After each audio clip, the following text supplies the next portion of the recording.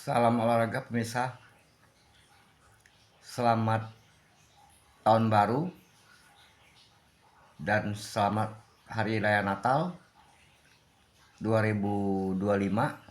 Saya ucapkan kepada seluruh rakyat Indonesia, seluruh subscriber saya, semoga di tahun 2025 ini semua sukses semua dan sehat selalu. Oke, dan di awal tahun 2025 ini ada berita heboh, yaitu tentang pemain calon naturalisasi ke timnas Indonesia, yaitu striker yang kita dambakan, kita idamkan untuk memperkuat tim Indonesia pada saat kualifikasi Piala Dunia 2026, yaitu sisa 4 pertandingan melawan Australia, Bahrain, Jepang, dan Cina.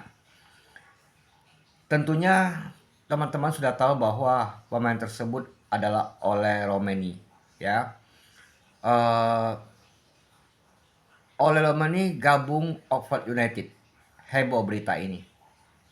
Heboh berita tentang Ole gabung Oxford di awal tahun 2025 ini.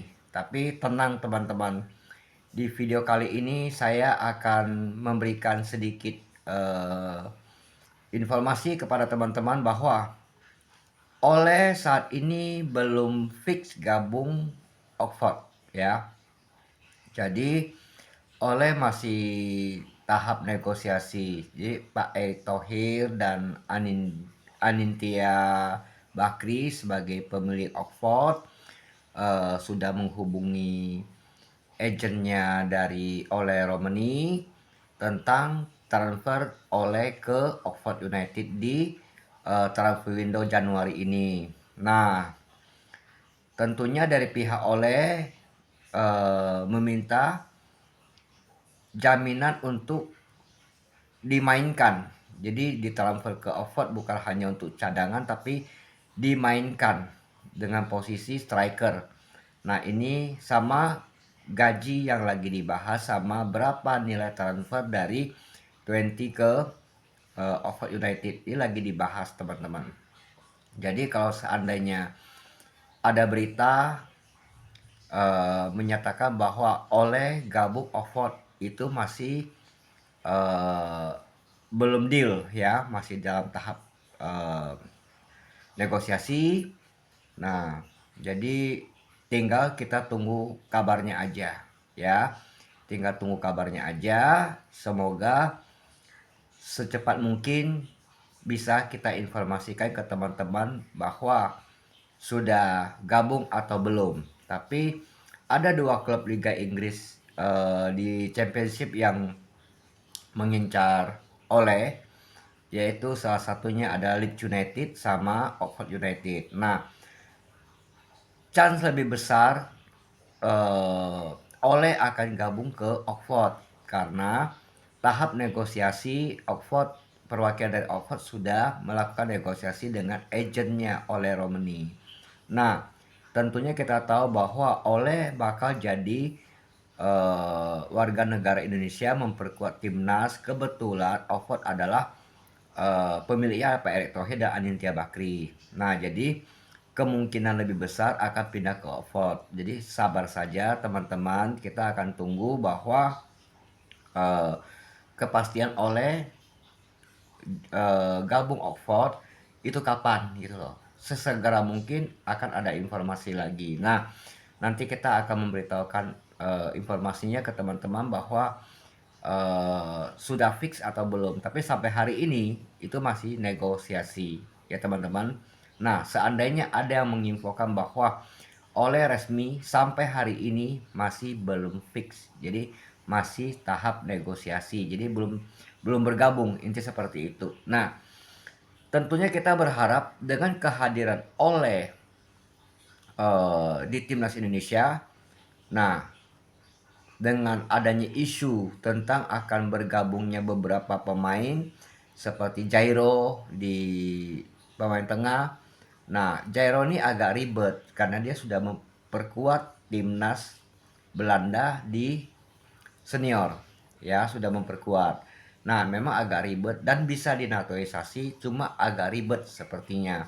Kita tunggu saja, dan masih ada lagi beberapa pemain yang rencananya akan dinaturalisasi. Kita tunggu saja teman-teman kabar dari PSSI. Nah, segera kita akan menginfokan ke teman-teman pecinta sepak bola Indonesia, terutama subscriber dari David Yaminko. Nah, tentunya dengan kehadiran oleh Romani memperkuat timnas Indonesia, kita sangat kuat, ya sangat kuat untuk persiapan menghadapi 4 pertandingan sisa di kualifikasi Piala Dunia 2026. Tentunya kita tahu bahwa kalau dengan kehadiran Oleh, nah kita punya biasa Coach Sintayong akan menggunakan taktik permainan yaitu 5-3-2. Nah, tentu kita tahu kalau dengan 5-3-2 penjaga gawang tetap masih Martin Paes, ya. Walaupun ada isu bahwa pemain kiper, ya, kipernya Como sudah ada sedikit informasi memberitahukan bahwa dia akan gabung Indonesia, ya. Nah, kemungkinan kita tunggu saja kabarnya tersebut gitu kan. Nah, jadi dengan susunan pemain 3-5-2 tentunya Martin Paes yang paling siap akan mengisi kiper di bawah Mistar. Jadi kiper utama Indonesia. Nah, tentu kita tahu kita punya back yang sangat tangguh sekaligus kapten. Itu Jay Ijes tentunya akan mengisi back tengah. Nah, kiri dan kanan kita masih punya pemain asli Indonesia Liga 1 yaitu Rizky Ridho sama Herger, ya. Jadi mereka berdua akan menjadi back tengah beserta dengan Jay Ijes, jadi 3 back tengah. Nah, tentunya kita tahu bahwa di sayap kiri, back kiri itu ada Kevin Verdong, ya. Ini pemain ini sangat bagus. Di klub juga bagus, di timnas juga bagus. Nah, di kanan tentunya kita tahu kita masih banyak pemain, ya. Di situ bisa kita pakai seperti Asnawi, itu pun bisa untuk pelapis, ya. Tapi kita masih punya banyak lagi pemain pilihan-pilihan yang bisa Coach Sintayong pasang, ya. Nah, tentunya di depan back tersebut, 3 back tersebut bisa dipasang Ivan Jenner, ya. Ivan Jenner sebagai pemotong serangan dari lawan, atau Justin Hubner kalau sudah sembuh, ya. Kita tentunya tahu bahwa Hubner sedang mengalami cedera yang diberitakan akan memakan waktu sekitar 5-6 minggu. Nah, tentunya pada saat kita melawan Australia, Hubner sudah siap untuk dimainkan. Nah, tentunya dengan adanya Hubner sama Ivan Jenner di depan 3 back tersebut, itu sangat kuat, kita bisa menahan serangan dari Australia, ya. Nah, di depannya tentunya kita bisa memasang Tom Hai, ya. Tom Hai sebagai otak serangan. Nah, tentunya di kiri Ratnar tidak bisa main, ya. Ratnar tidak bisa main. Nah, mungkin Ferdinand bisa digeser ke kiri, tapi tengahnya kita masih bisa pakai Oleh, karena kita punya striker baru yaitu Oleh, pasang di tengah. Nah, untuk kanannya kita pakai Struijk. Nah, dengan komposisi seperti ini timnas Indonesia akan kuat, ya. Kita berharap pelatih kita Coach Sintayong tidak melakukan blunder lagi, artinya coba-coba pemain yang lain lagi gitu loh. Nah, dengan komposisi seperti inilah yang pas untuk melawan Australia. Kita tentunya tahu bahwa untuk pertahanan Australia ini kan pemainnya tinggi-tinggi, ya. Pemainnya tinggi-tinggi dengan adanya Struijk, adanya Oleh, Tom Haye. Nah, sedikit banyak bisa mentandingi dengan mereka gitu loh.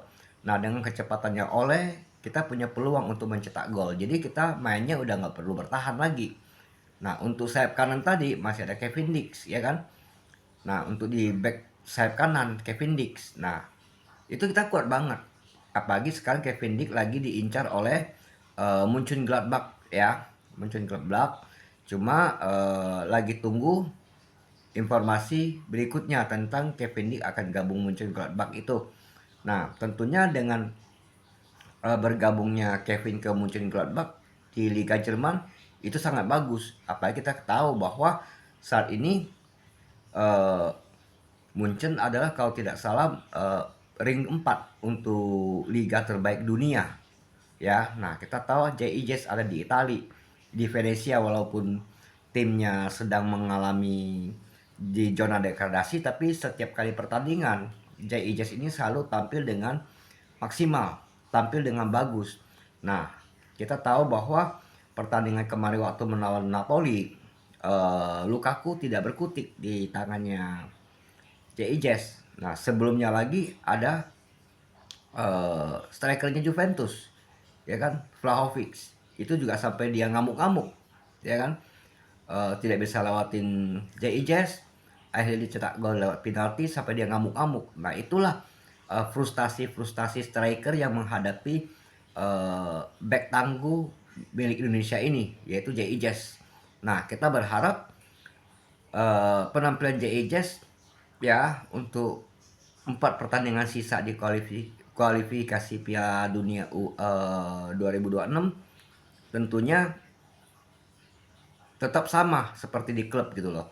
Nah, kita berharap pemain-pemain inti kita, terutama pemain naturalisasi kita, tidak mengalami cedera. Ya, kita berharap semuanya fit. Kita masih punya Eliano bisa melapis Ferdinand, bisa melapis apa Street di kanan. Nah, itu sangat bagus gitu loh. Jadi kita juga masih punya Malik Rizaldi bisa main di second striker. Nah, back kita juga masih punya Velari gitu kan. Jadi semua pemain kita tuh siap. Jadi kalau untuk melawan Australia, kita jangan menargetkan imbang. Minimal kita harus menang. Karena kalau kita mau lolos langsung, kita wajib menang untuk 4 partai sisa ini. Nah, lawan Jepang jangan down dulu. Orang bilang kita lawan Jepang pasti kalah, tapi namanya bola bulat.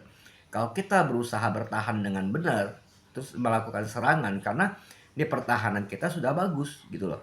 Ada JIJS, ada Rizky Ridho, ada Kevin Dix, nah ada Herger, ada Verdong. 5 ini sudah bagus banget gitu loh, 5 back ya itu sudah bagus banget. Jadi kalau untuk melawan Jepang jangan down dulu, jadi kita harus melawan sampai 90 menit plus plus, pelit bunyi kita kalah ya kita terima. Tapi kalau sebelum bunyi kita masih punya kesempatan untuk mencuri gol. Nah, tentunya dengan pengalaman-pengalaman pemain Indonesia melawan Jepang pada saat kemarin di GBK dihajar 4-0. Nah, di situ kita akan punya pengalaman. Kita coba lihat ke belakang. Pada saat melawan Jepang di GBK, 10 menit pertama, ya sebelum Kevin Nick itu ditarik keluar, Jepang frustasi. Karena sangat sulit untuk menembus pertahanan Indonesia. Nah, ini bisa kita ulang. Artinya, secara kualitas kita kalah. Karena pemain Jepang ini semua main di Eropa dan menjadi pemain inti, pemain utama, ya, starting 11. Nah, sedangkan pemain kita main di divisi 2, ya kan? Bahkan sebagian yang jam terbangnya di U21. Tapi kita jangan takut karena pemain kita punya talenta yang sangat bagus, punya semangat juang. Ya, semua mati-mati membela merah putih. Nah, kita berharap semoga semua pemain kita dalam kondisi sehat, ya. Dalam kondisi sehat, fit, tidak mengalami cedera pada saat kita melawan Australia, melawan Bahrain, melawan China, melawan Jepang, semua pada fit. Nah, kesempatan kita lolos langsung ke Piala Dunia 2026 itu terbuka. Dengan catatan, Coach Sintayong tidak melakukan blunder, melakukan eksperimen lagi, turunkan pemain yang siap main, turunkan pemain yang kualitasnya bagus, jangan coba-coba lagi karena ini tinggal 4 pertandingan. Ya, lebih baik kita lolos langsung daripada kita masuk round 4. Tapi kalau tidak bisa lolos langsung, apa boleh buat? Terpaksa kita harus tampil di round 4 lagi. Nah, sampai di sini dulu teman-teman video kali ini. Semoga besok saya bisa memberikan video lagi tentang oleh kalau sudah ada kabar baik buat Indonesia, buat Oxford United. Oke, sampai jumpa. Jangan lupa like, subscribe, and share video saya ini. Terima kasih.